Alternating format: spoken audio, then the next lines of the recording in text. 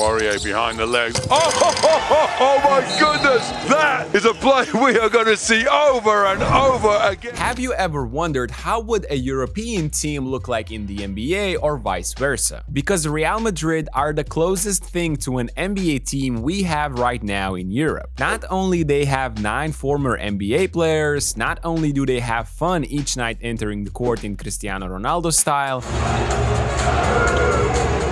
but they also have lost only twice in 24 games while competing in the 2 of world's strongest leagues after the NBA, EuroLeague and Spanish ACB. Their advanced stats are insane as well, showing they are the best team on both sides of the court. Let's see 11 examples of their brilliance and try to think if they could have a chance in the NBA. So the fake behind the back, then he goes back to a run and Walter Tavares. Los Galacticos was a term in early 2000s when Madrid's football team were buying at least one world-class player every transfer window. This year's basketball team could be called the same, at least in Europe. Real won the EuroLeague last season, and on top of that, they added Facundo Campazzo, who is the best pure point guard in Europe and came back from the NBA just last December. This deal got KD joining the Golden State vibes to it. It just seemed unfair. They also have a giant center, Walter Tavares, who is dominating the league without a defensive-free second rule every year since leaving the NBA in 2017. Then there's this trio of first-round draft picks that didn't manage to live up to their NBA hype: Mario Hezonja, Canan Musa, and Gershon Yabusele. All 3 have improved their game as they matured and are now huge pieces of this roster. Vincent Poirier and Gabriel Deck NBA careers in Boston and OKC lasted only a handful of games, but the impact of both are quite underrated even here in Europe. And then there are the Spanish legends Rudy Fernandez and Sergio Rodriguez. I want to know how many of you remember these displays of amazing chemistry between the two in Portland. That's a play that they have perfected over the years playing together on the Spanish national. Despite now being 37 and 38 respectively, these two still got it. Just as Sergio Llull, a 3-time EuroLeague champion and 1-time MVP. Fun fact, Bleacher Report once dubbed him as the man who told the NBA no, despite the Rockets paying the biggest amount of money for the rights of a second-round pick at the time in 2009. If the first 8 are in trouble, be sure Llull will come to save them in the clutch with one of his insane high-arcing mandarina shots, just as he did in the EuroLeague final last year, with this dagger being his only made field goal. Llull gives Real Madrid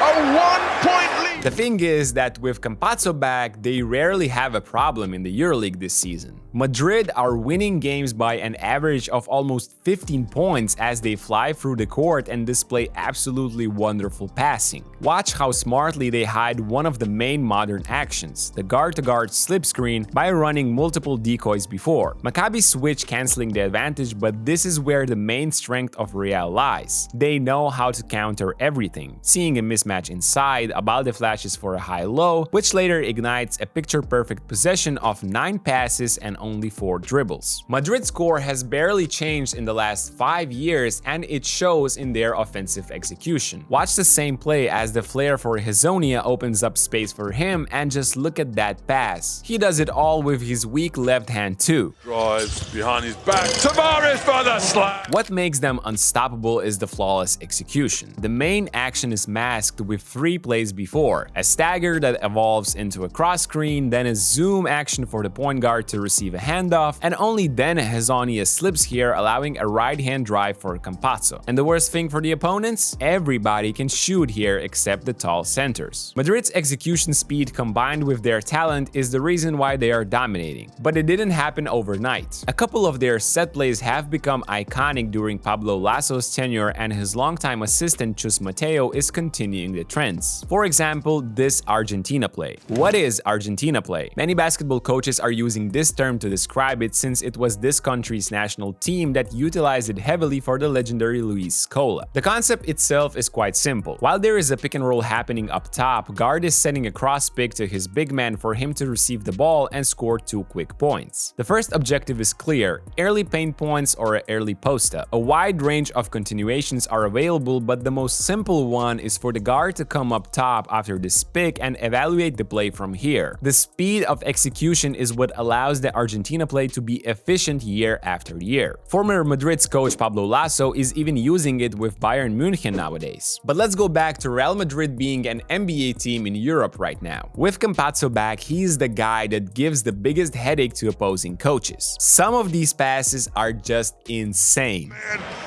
I'm putting it down. Oh, what a pass from Campazzo. Watch this one and let's stop it right here for a moment. How high your basketball IQ has to be and how confident you must feel to even try this pass. There are two Bologna players in the paint, yet he understands that one is going out and Jordan Mickey doesn't actually see the ball. It seems quite simple on a frozen shot, but the ability to realize it as it happens is top tier stuff. This next one might be even crazier, and please let me know your opinion in the comment section down below. I'm not sure, but how in the world a thought to pass here crosses Campazzo's mind? Yeah, both guys are not looking, but are you kidding me? I guess you start to get the idea why Real Madrid is blowing teams out. Before looking at other episodes, please subscribe to our channel for a chance to win Giannis jersey once we hit 150k subs. We are giving it away to one lucky subscriber, so don't miss out. Now, Facundo's height limited his chances in the NBA, but here in Europe he makes everyone's life easier. Slight miscommunication defensively and you'll miss it. I mean, come on. Deck and others just need to cut at the right time and the ball will arrive. And with their core being together there for multiple years, that has become automatic. Again, the no-look pass, and there's Deck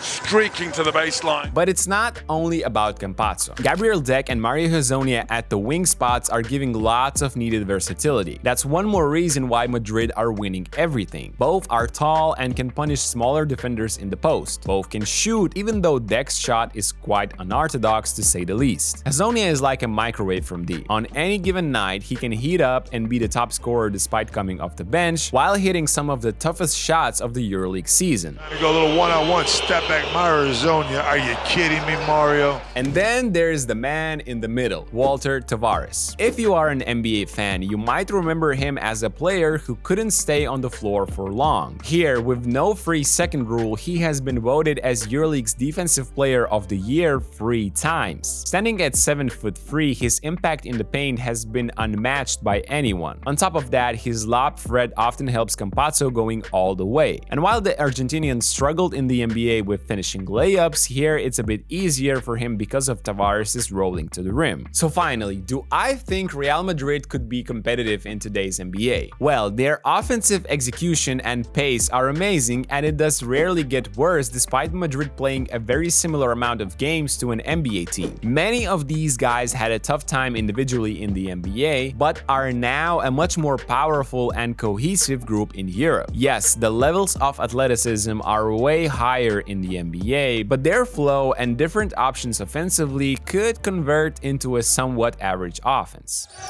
Oh, what a play. Oh, what a play.